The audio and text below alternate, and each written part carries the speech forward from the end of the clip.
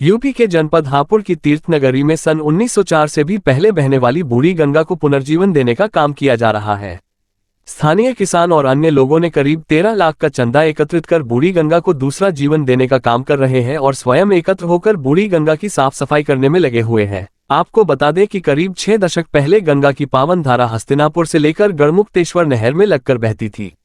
तीर्थनगरी क्षेत्र में बूढ़ी गंगा के पुनर्जीवन से अब करीब 20 गांवों में आने वाली बाढ़ का खतरा भी नहीं होगा।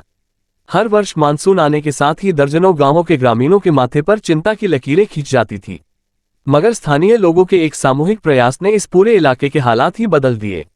वहीं 2 गांवों के किसानों ने करीब 13 लाख का चंदा एकत्र कर इस बूढ़ी गंगा में जान डालने का काम किया है और स्वयं भी श्रमदान करके विलुप्त हो चुकी बूढ़ी गंगा की सफाई शुरू करा दी, जिससे गंगा का जल स्तर बढ़ने पर बाढ़ का पानी 20 गांवों में ना जाकर वापस बूढ़ी गंगा में ही चला जाएगा।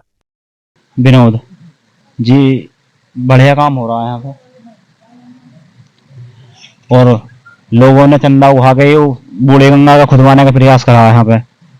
और कुछ खेत जो आ रहे हैं यहाँ से उसकी सफाई हो रही है और हम लोगों को भी फायदा है। पानी जो है ये जब नाले बंद हो रहे हैं तो ये जो पानी सब में गाँवों में सब में भर जाता है, हमें भी नुकसान रहता है इसमें। उसमें फायदा रहेगा हम लोगों को भी, सब किसान लोगों को फायदा है उसमें, फसल भी बर्बाद नहीं होने की, फसल का भी फायदा रहेगा उसमें। बस जनता ने सहयोग करा इसमें। क्या नाम है? डोंगर सिंह। यहाँ 1904 में गंगा जी बह गई, बूढ़ी गंगा ये, और उसके बाद में ये लुप्त होगी, फिर तिगरी पहुंच गई। अब तिगरी चल रही है इस टाइम। अब ये विधायक साहब ने जो नाला है इसको खुलवाया है, ये गंगा जी जो है, गंगा जी को सारी की सफाई करवाई है। 12-13 गांवों को इन्हें फायदा है।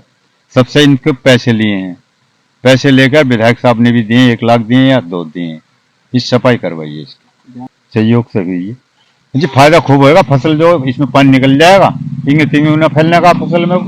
टीकम सिंह, ये बूढ़ी गंगा है हमारी, जो हमारे बड़े बुजुर्ग बताते हैं बीच में लुप्त हो गई थी और तिगरी जाकर बहने लगी थी। अब ग्रामीणों ने, पूरे क्षेत्र के लोगों ने, बाढ़ प्रभावित क्षेत्र है तो पानी आ जाता है तो उससे फसल को नुकसान होता है। तो अब किसान लोगों ने, फार्म वालों ने, विधायक जी ने भी सहयोग करा था इसमें 1 लाख रुपए का। तो टोटल सब क्षेत्र के लोगों ने 13 लाख रुपए इकट्ठा करके ये पाइपलाइन चलवाई और इसको ये नाले की सफाई कराई है। ये 1904 से बहती थी। इस बीच में जैसे अभी किसान लोग हैं, उन्होंने लोगों ने बंद कर लिया, अब दोबारा इसको खुलवाने का काम चल रहा है। कम से कम 20 गांव को जोड़ती है और इसमें 20 गांव के किसानों को फायदा होगा इसके खुलने से।